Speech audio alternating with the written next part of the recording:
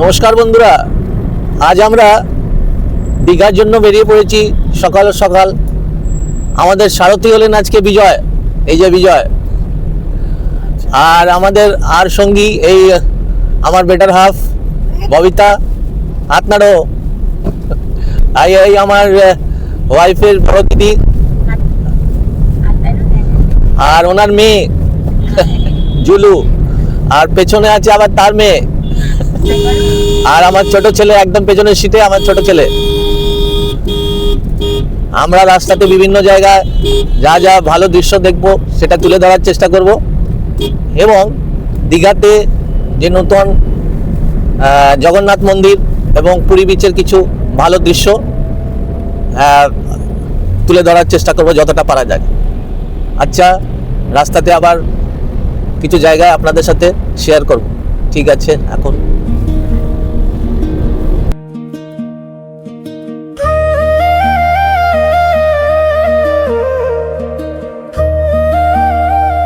আমরা কোলাঘাটের কাছাকাছি পৌঁছেছি চা জলখাবার খাওয়ার জন্য। Hotel royal Bengal, royal Bangla.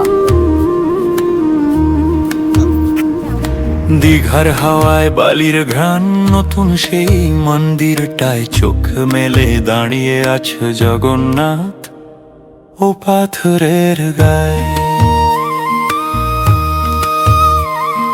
সিঁড়ি বেয়ে উঠতে উঠতে মনটা যেন থমকে যায়, শঙ্খধ্বনি। এটা হচ্ছে দূর থেকে রাস্তা থেকে নেওয়া সম্পূর্ণ মন্দিরের একটি দৃশ্য। এবার মন্দির সম্বন্ধে কিছু তথ্য আপনাদের জানাই। দীঘার এই মন্দিরটি মূলত উড়িষ্যার কলিঙ্গ স্থাপত্য শৈলী অনুকরণ করে নির্মিত। রাজস্থানের বিখ্যাত বংশী পাহাড়পুরীর গোলাপি বেলে পাথর দিয়ে পুরো মন্দিরটি তৈরি করা হয়েছে। মন্দিরের দেওয়ালে খোদাই করা আছে পৌরাণিক কাহিনী এবং সূক্ষ্ম কারুকার্য, যা দর্শনার্থীদের মন্ত্রমুগ্ধ করে। মন্দিরের সবথেকে আকর্ষণীয় অংশ হল এর সুউচ্চ প্রধান গম্বুজ বা শিখর। এই মন্দিরের উচ্চতা প্রায় 65 মিটার, অর্থাৎ 213 ফুট, যা প্রায় পুরীর মন্দিরের সমান উচ্চতা সম্পন্ন। মন্দিরের একদম উপরে স্থাপিত রয়েছে নীলচক্র, যা পুরীর মন্দিরের ঐতিহ্যর সঙ্গে সঙ্গতিপূর্ণ। শিখরটি প্রায় ধাপে ধাপে উপরে দিকে সরু হয়ে গেছে এবং গায়ে দেবদেবীর বিভিন্ন মূর্তি খোদাই করা রয়েছে। একে হিন্দু মন্দির স্থাপত্য রেখা দেউল বলা হয়। পুরীর মন্দিরের মতোই এখানে 4টি প্রধান অংশ রয়েছে। প্রথম, ভোগ মণ্ডপ, যেখানে মহাপ্রসাদ অর্পণ করা হয়। দ্বিতীয়, নাট মন্দির, যেখানে প্রায় 16টি স্তম্ভের উপর কারুকার্য। জগমোহন, এটি গর্ভগৃহের সামনে অংশ। এবং চতুর্থ হল গর্ভগৃহ, যেখানে শ্রী জগন্নাথ, বলরাম ও সুভদ্রার দারুব্রহ্ম নিম কাঠের তৈরি মূর্তি পূজা করা হয়। মন্দিরে প্রবেশের জন্য 4টি প্রধান দ্বার রয়েছে: সিংহদ্বার, অশ্বদ্বার, হস্তিদ্বার ও ব্যাঘ্রদ্বার। মন্দিরের সামনে রয়েছে 34 ফুট লম্বা একটি অরুণ স্তম্ভ, যার মাথায় গরুড় দেবের পরিবর্তে সূর্যদেবের সারথি অরুণের মূর্তি রয়েছে। একটি বিশেষ তত্ত্ব, এই মন্দিরের মেঝেতে ভিয়েতনাম থেকে আমদানিকৃত মার্বেল পাথর ব্যবহার করা হয়েছে, যা এর সৌন্দর্যকে স্থাপিত বহু গুণ বাড়িয়ে দিয়েছে। দীঘার জগন্নাথ মন্দির থেকে বেরিয়ে আমরা পৌঁছলাম নিউ দীঘা সি বিচে। সমুদ্র, পরিবার আর একরাশ আনন্দ, এই নিয়েই আমাদের নিউ দীঘা ভ্রমণ।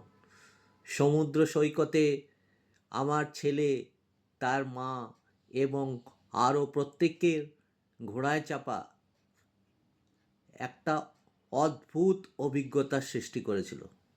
সেই আনন্দ তুলে ধরা যে কি, সেটা আপনারা এই ছবি দেখে বুঝতে পারছেন।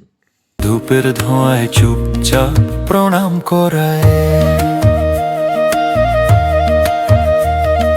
জগন্নাথ, তোমায় প্রণাম, হৃদয় ভরে শুধু তোর নাম। দীঘার আকাশ করুক কাও হে জগন্নাথ থাকিস কাছে নাও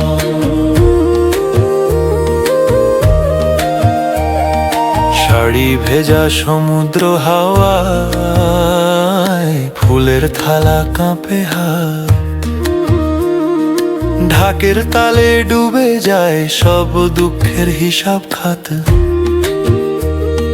চোখের জলে সিঁদুর রঙে ইচ্ছে লিখি তোরি পায় থাকিস পাশে মোর পথ চলায় মনে মনে বলি বার বাড়ায় জগন্নাথ তোমায় প্রণাম হৃদয়ে ভরে শুধু তোর নাম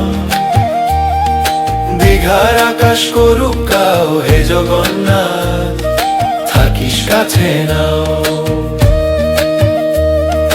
সমুদ্র গর্জে দূরে গান গায় ভিতরে ভিতরে তোরি ডাক নতুন মন্দির নতুন আশীর্বাদ চিরচেনা তুই জগন্নাথ জগন্নাথ জগন্নাথ জগন্নাথ